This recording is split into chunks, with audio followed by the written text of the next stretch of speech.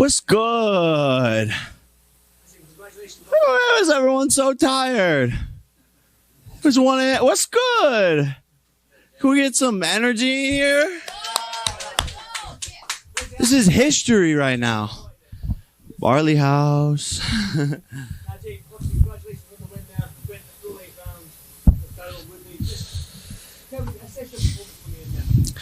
You know, I'm always very hard on myself. I think a true champion is very hard on themselves.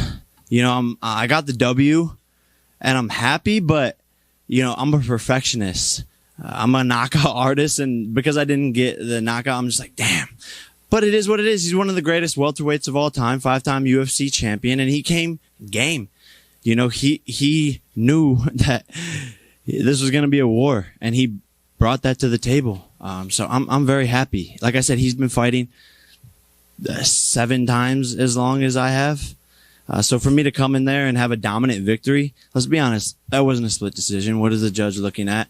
You know, I landed 71 punches. He landed 52. So, you know, I learned a lot tonight. First time going past 4 minutes. First time in an 8-round fight. No one's doing 8-round fights at 4 fights in. I just asked as well, obviously back in the UK, we've got an interesting kind of community here. There was no position outside in the hallway. Could you just start with your side was and your opinion on that? Yeah, look, the guy really had nothing to say.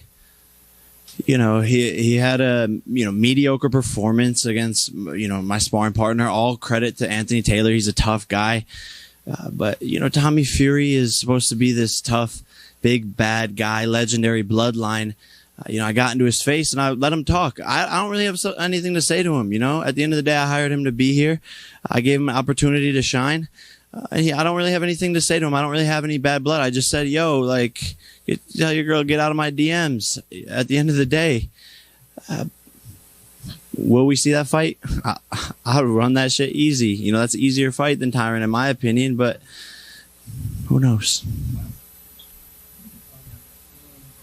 But sorry, but like, people are like, oh, he's a real boxer, fight a real boxer. Okay, maybe let's run it. Okay, real boxer. The real boxer went 4 rounds, right? The real boxer went 4 rounds against someone who was inferior, all due respect to Anthony Taylor, to Tyron Woodley. Jake did tonight what Tommy Fury has not done. So it doesn't really make a lot of sense. Maybe the numbers will come back from Britain. Pay-per-view will be big, and Jake will have interest in it. But until then, it just doesn't make any sense. If he sold a lot of pay-per-views in the UK and we're impressed with the numbers, sure. But I put him on this platform, so we'll see what happens.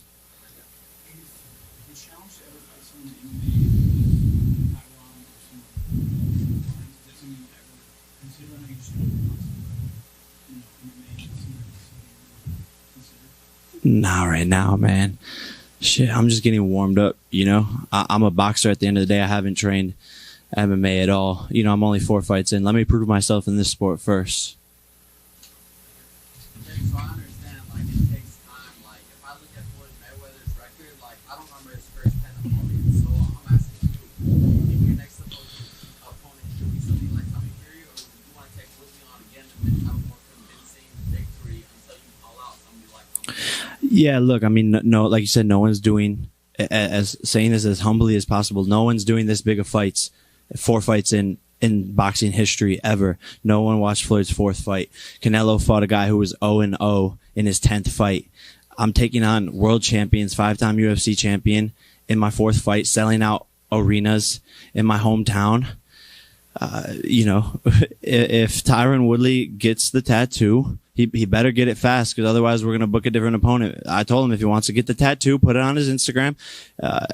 Permanent tattoo. Permanent tattoo. Then maybe we'll talk about it. But to be honest, I won convincingly. You know, we're going to go back to the drawing board. But I think I proved a lot tonight and proved a lot of people wrong.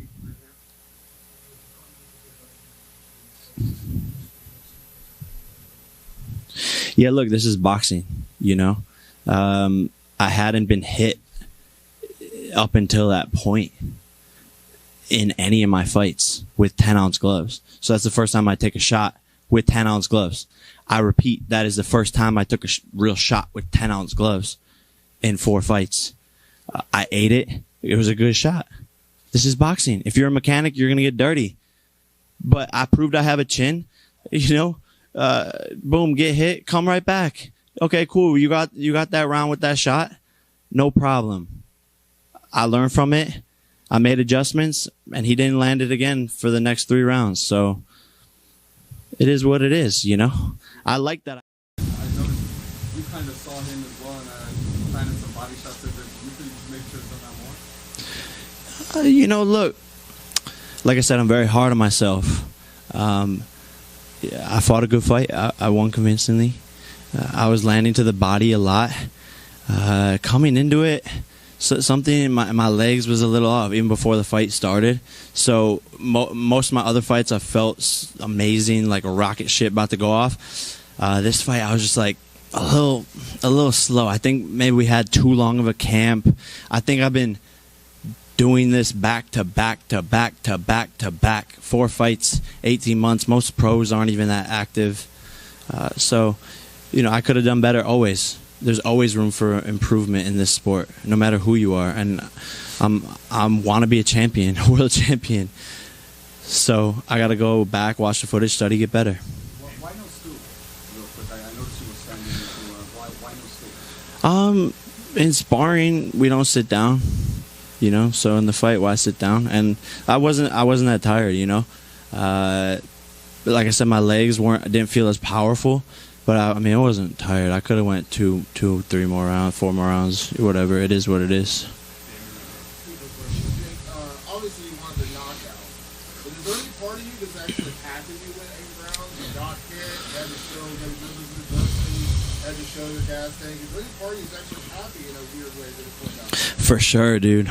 For sure. This is better preparation for future fights against tougher opponents. And I've been looking for this experience to get it under my belt. I'm salty because I had a perfect record going. You know, if you count my amateur, I was 4-0 with 4 KOs. Now I'm 5-0 with 4 KOs. So I had a perfect record going, and you know, couldn't live up to that tonight. But he came game. You know, this was a Tyron Woodley that I think was more prepared than any of his last UFC fights. The shots he was taking, I was hitting him, you know, and he was going through that, and I hit hard. But you know, I am happy that I got some experience under my belt, and I've always said that. You know, when am I going to get a fighter to really test me? I passed the test.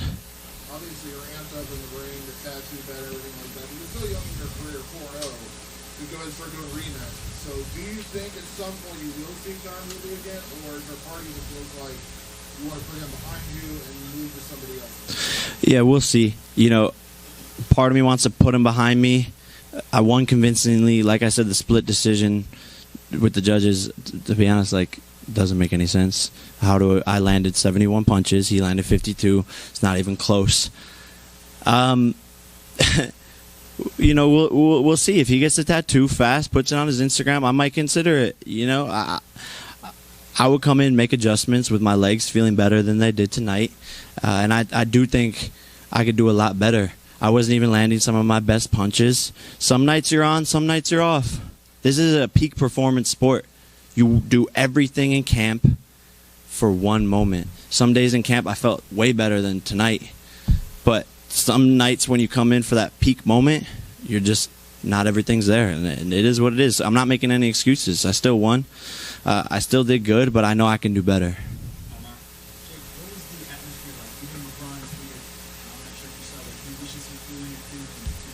Damn, really? Man, that's crazy.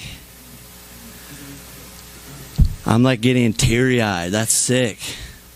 Man, like I said, I was in those stands 12 years ago screaming, LeBron, LeBron, LeBron, trying to get him to notice me. So for him to even tweet about this, that's crazy. Like, I'm being really hard on myself, but man, I've accomplished so much in the past 4 fights.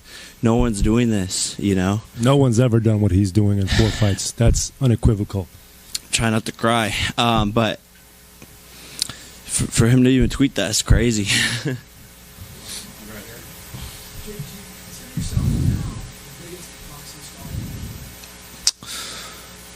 I don't consider myself anything. I consider myself a chotch. Nah, maybe. I think I'm one of the faces of boxing, just because I'm doing it differently. There's room for everyone to eat, though. I don't want to take everything. I don't want to. This is a sport where there's hundreds of amazing fighters, and all I want to do is bring more eyeballs from a different audience. Everyone here saw the crowd tonight. This wasn't your typical boxing audience. This was kids that were rowdy, lit, holding up signs saying, subscribe to my YouTube channel. This is a completely different audience, and that's what I want to bring to boxing. So I'm going to bring that over. They'll become fans of boxing and love all the other fighters. But I'm certainly, one of the top 3 biggest draws for sure. Top 3, top 5. I don't know. Like, let's look at the numbers. Before the fight, you used gloves. Upon the 8th round, you actually extended the glove to do that. Why the difference? He earned my respect. He was game, you know. He was bringing the fight. And at the end of the day, you know, it's 2 men going in there risking their lives. So after all the shit talk is done, you know, I'm cool with showing respect. But this is a crazy business. Like I said, we're risking our lives in there, and so he earned my respect. I'm gonna touch his glove after. I even told him after. I said, good fight. And I said, look, bro, a lot of tension, a lot of build up, a lot of back and forth between our teams, but I respect you, and no hard feelings. Congratulations on the performance. You've been doing nothing but boxing for 18 months. Tonight in the ring after the fight, you talked about how you need a proper haircut, you need shifts. Seriously. After tonight, are you still 100% focused on boxing, or do you think about all the other things that I want you to do? I don't even know, man. I think I'm gonna start with the haircut and the dentist. My teeth are crooked. My nose is crooked from this sport. I've given everything to this sport.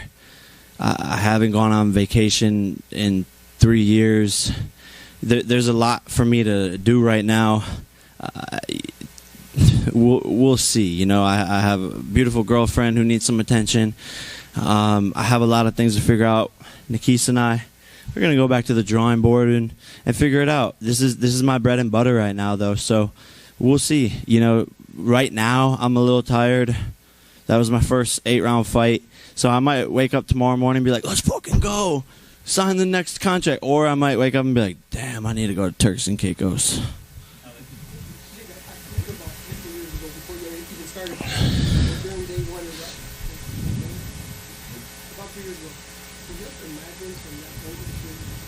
Never.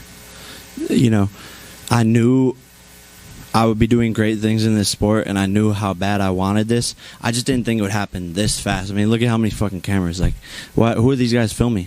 You know what I'm saying? This is crazy. So I didn't imagine it to get here this fast. But to be honest, I've surrounded myself with an amazing team. I've put in the work, and this is different. This is what the sport needed. And so when you work hard at something, when you surround yourself with amazing people and you have one focus, you know, really anything is possible, and you can accomplish that. And you know, the sky is the limit. If I'm doing this in my 4th fight, what can I do a couple fights from here? It's shocking to really think about it. I have a saying that I wrote down on my on paper and put it up on my mirror, and it says, think of where you started. Now imagine how far you can go. When I was 16 years old, falling asleep in class, nothing really going for me. I knew there was something else more for me out there. I just didn't know what it was because I couldn't break out of the bubble of living in Ohio. I didn't know. And to think it's only been, 7 years, and I feel like I could retire and be happy, but I also at the same time feel like I'm just getting started. Hey, let's go. Thank you. First time ever. Future of boxing. You know, you can't just say it. I gotta be about it, and I wanted to bring something different. We jumped that up and made it happen.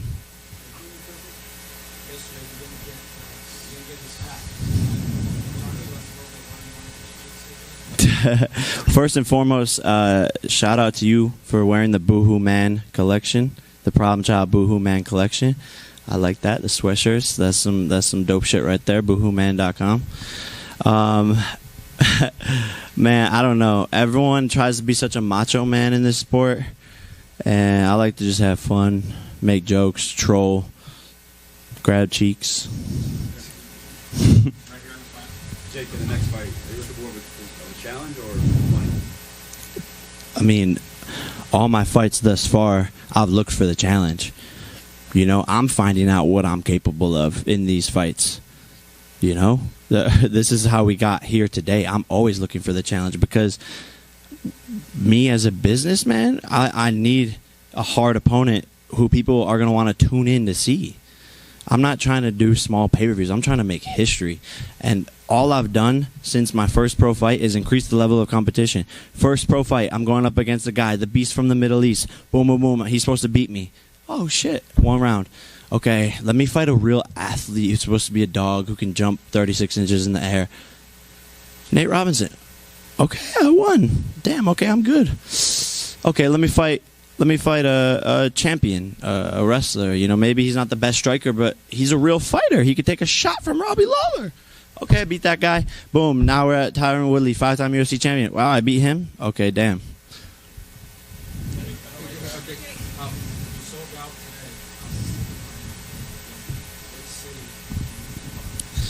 Honestly, I was thinking about this. Like, I'm probably gonna bring the fight back here, bro. This was dope.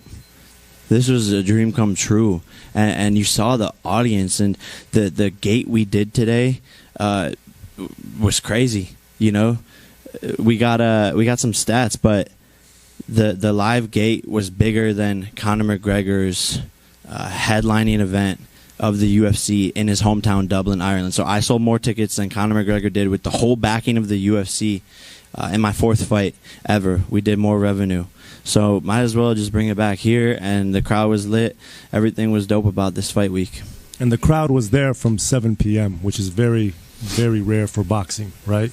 Yeah, I was noticing that too. Like, the stadium was full since the first pay-per-view fight. That's unheard of. These kids were excited, and I have people thanking me, the head of the commission here, like, giving me a hug afterwards, like, almost teary-eyed, like, thank you for bringing this fight to Ohio. You're awesome. That's sick. I love when people show respect. I've done fights everywhere else, and they're just like, next.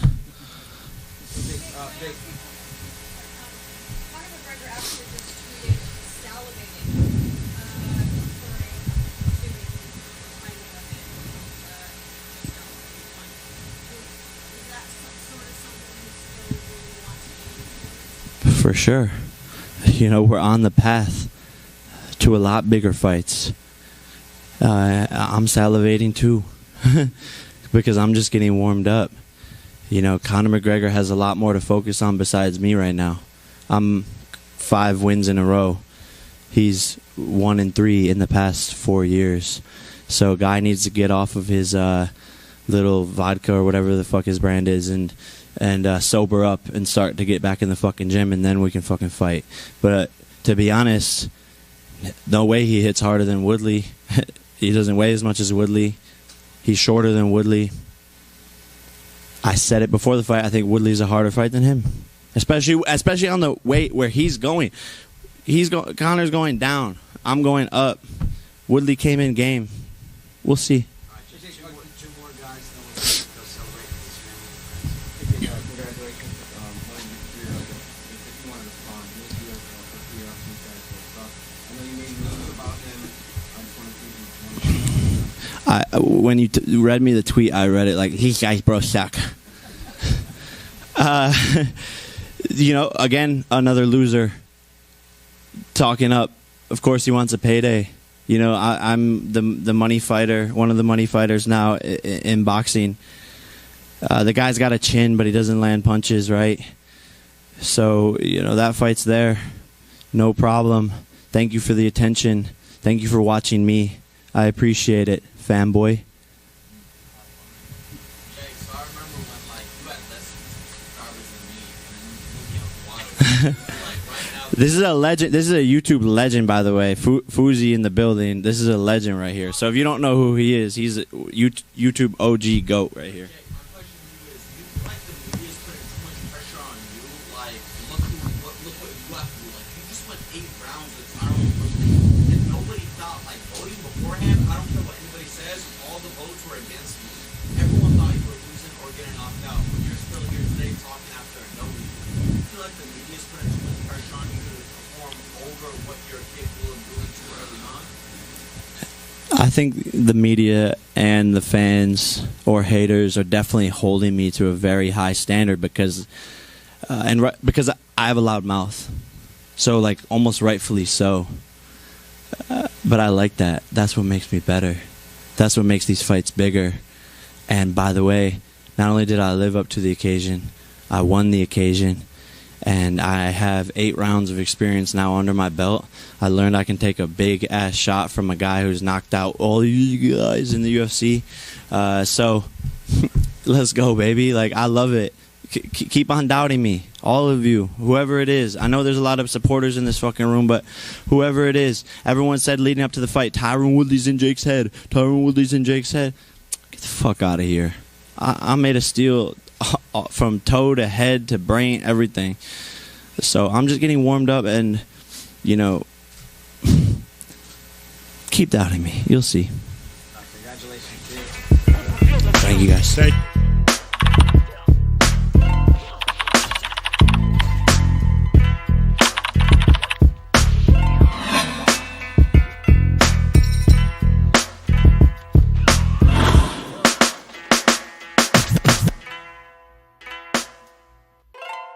What's the meaning of this?